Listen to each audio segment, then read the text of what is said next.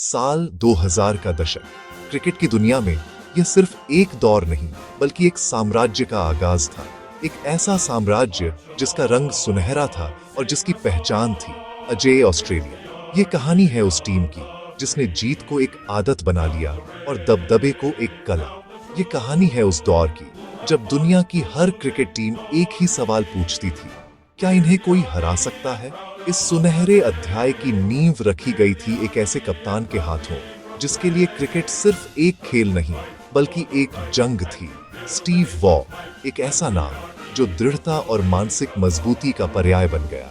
Waugh की कप्तानी में ऑस्ट्रेलियाई टीम ने सिर्फ खेलना नहीं सीखा बल्कि लड़ना सीखा। उन्होंने टीम में नेवर से डाई यानी कभी हार न मानने का जज्बा भरा।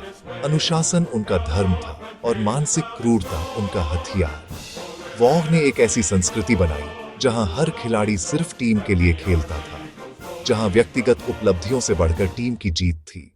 उनकी फिलॉसफी साफ थी, विपक्षी टीम को सिर्फ स्कोर बोर्ड पर नहीं बल्कि उनके दिमाग में भी हराना है। इसे मेंटल डिसइंटीग्रेशन का नाम दिया गया। यह एक मनोवैज्ञानिक युद्ध था जो मैच की पहली गेंद फेंके जाने से बहुत पहले शुरू हो जाता था। वॉक की टीम आपको गलतियां करने पर मजबूर करती थी और फिर उन गलतियों की कोई माफी नहीं होती थी। ये वो दौर था जब ऑस्ट्रेलियाई टीम एक शिकारी की तरह मैदान पर उतरती थी जो अपने शिकार को कोई मौका नहीं देना चाहता।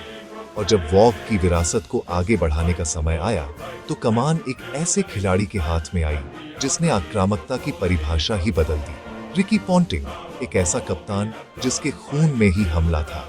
अगर वॉ की टीम एक शांत शिकारी थी तो पॉन्टिंग की टीम एक दहाड़ता हुआ शेर। पॉन्टिंग का मंत्र था डरो मत और डराओ।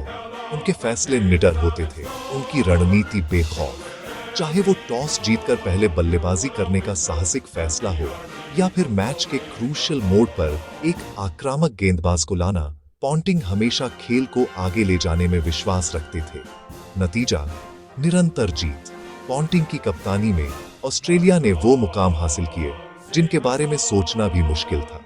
उनकी टीम ने न सिर्फ मैच जीते बल्कि एक ऐसा दबदबा बनाया जो दशकों तक याद रखा जाएगा। यह वो टीम थी जो जानती थी कि अगर आप शुरुआत से ही दबाव बना दें तो आधी लड़ाई वहीं जीत ली जाती है। इस साम्राज्य की ताकत सिर्फ उसकी कप्तानी नहीं थी बल्कि उसके सिपाही भी थे, एक से बढ़कर एक। और उन सिपाहियों में सबसे बड़ा जादूगर था शेन वॉर्न। वॉर्न सिर्फ एक गेंदबाज नहीं थे, वो एक कलाकार थे, एक मनोवैज्ञानिक थे और पिच पर एक शोमैन थे। उनकी जादुई स्पिन के आगे दुनिया के बड़े बड़े बल्लेबाज पानी भरते नजर आते।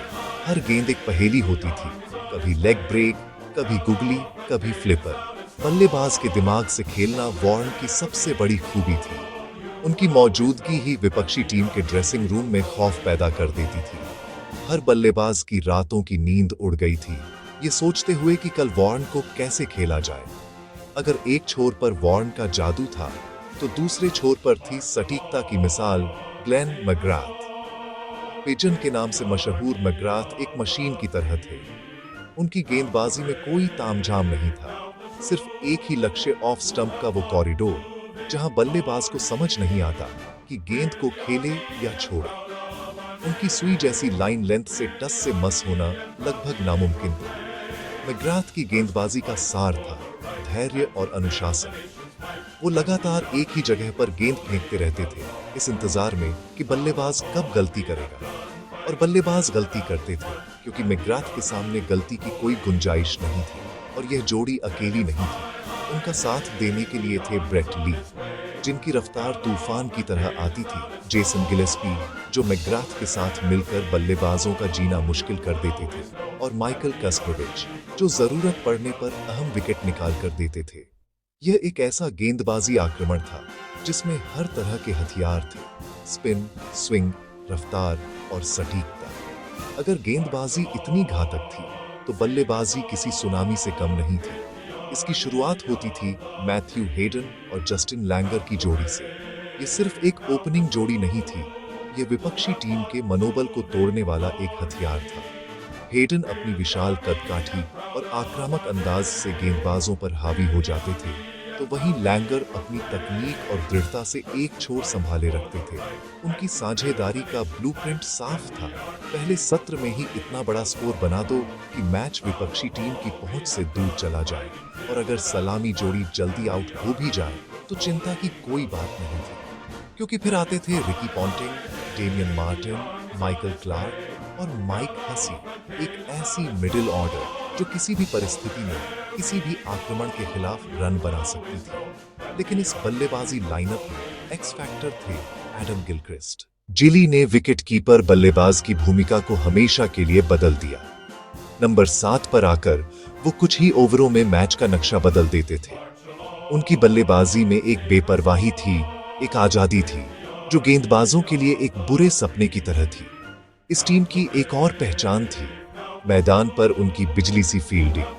उस दौर में ऑस्ट्रेलिया के फील्डिंग मानक बाकी दुनिया से मीलों आगे थे। हर खिलाड़ी एक बेहतरीन एथलीट था, चाहे वो पॉन्टिंग का पॉइंट पर चीते की तरह झपटना हो, एंड्रू सिमंड्स का रॉकेट थ्रो हो, या फिर स्लिप कॉर्डन में लिए गए असंभव कैच। हर रन के लिए बल्लेबाजों को संघर्ष करना पड़ता था, हर रन पर दबाव बनता था और हर ओवर में शिकंजा कसता जाता था। उनकी फील्डिंग सिर्फ रन नहीं रोकती थी, वो एक संदेश देती थी, यहाँ कुछ भी आसान नहीं है। इस अभूतपूर्व सफलता के पीछे सिर्फ 11 खिलाड़ी नहीं थे, बल्कि एक पूरा सिस्टम था। ऑस्ट्रेलिया का घरेलू क्रिकेट ढांचा, खासकर शेफील्ड शील्ड, एक ऐसी भट्टी थी जहां से तपकर निकले खिलाड़ी अंतर्राष्ट्रीय क्रिकेट के लिए पूरी तरह तैयार होते थे। चयन में स्पष्टता थी, हर खिलाड़ी को अपनी भूमिका पता थी। बेंच स्ट्रेंथ इतनी मजबूत थी कि अगर कोई बड़ा खिलाड़ी चोटिल भी हो जाए तो उसकी जगह लेने वाला खिलाड़ी भी उतना ही काबिल होता था। यह एक ऐसी मशीन थी जो लगातार विश्व स्तरीय क्रिकेटर तैयार कर रही थी। प्रोफेशनलिज्म उनकी रग रग में था।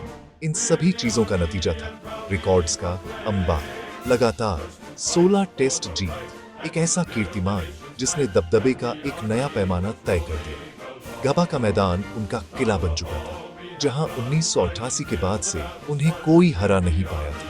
और यह सिर्फ घर की बात नहीं थी। गबा से लेकर लॉर्ड्स तक और केप टाउन से लेकर कोलंबो तक, घर हो या बाहर, मानो हर पिच उनकी थी। उन्होंने दुनिया के हर कोने में जाकर जीत के झंडे गाड़े। और जब बात बड़े टूर्नामेंट्स की आई तो इस टीम का कोई सानी नहीं था। 1999, 2003, 2007 लगातार 3 वर्ल्ड कप जीतना कोई मजाक नहीं था। यह उनकी बड़े मैचों में दबाव झेलने की क्षमता और जीत की भूख को दिखाता था। 2003 वर्ल्ड कप फाइनल में भारत के खिलाफ पॉन्टिंग की तूफानी पारी हो या 2007 फाइनल में गिलक्रिस्ट का शतक, इन खिलाड़ियों ने बार बार साबित किया कि वो बड़े मंच के खिलाड़ी हैं। और फिर 2006 में चैंपियंस ट्रॉफी जीतकर उन्होंने यह भी साबित कर दिया कि सफेद गेंद के क्रिकेट पर भी उनका ही साम्राज्य है। लेकिन क्या यह टीम हमेशा अजेय रही? नहीं। हर महान कहानी की तरह इस कहानी में भी उतार चढ़ाव थे। 2001 में भारत के खिलाफ कोलकाता में मिली हार, जहां लक्ष्मण और द्रविड़ ने एक अविश्वसनीय साझेदारी की, और 2005 में इंग्लैंड में एशेज की हार ने इस टीम को भी जमीन पर उतारा। इन हारों ने दुनिया को दिखाया कि यह टीम भी हार सकती है। लेकिन एक महान टीम की असली पहचान हार से नहीं, बल्कि हार के बाद की वापसी से होती है। 2001 की हार के बाद उन्होंने अपनी अगली सीरीज जीती, और 2005 एशेज की हार का बदला उन्होंने 2006-07 में 5-0 की क्लीन स्वीप से लिया। यह हार को स्वीकार न करने और हर झटके से और मजबूत होकर लौटने का जज्बा था। यह सिर्फ एक टीम नहीं थी, यह एक युग था, एक मानक था। ऑस्ट्रेलिया की 2000 के दशक की टीम ने क्रिकेट खेलने के तरीके को बदल दिया। उन्होंने फिटनेस, फील्डिंग और आक्रामकता के नए मापदंड स्थापित किए। उन्होंने दुनिया को दिखाया कि एक पेशेवर क्रिकेट टीम कैसी होनी चाहिए। उन्होंने दूसरी टीमों को बेहतर बनने के लिए मजबूर किया। यह एक ऐसी विरासत है जो सिर्फ ट्रॉफी और रिकॉर्ड्स में नहीं, बल्कि क्रिकेट के खेल पर पड़े उनके गहरे प्रभाव में जिंदा है। ऑस्ट्रेलिया 2000s एक ऐसा दौर जहां जीत एक आदत बन गई थी और उत्कृष्टता ही एकमात्र विकल्प था।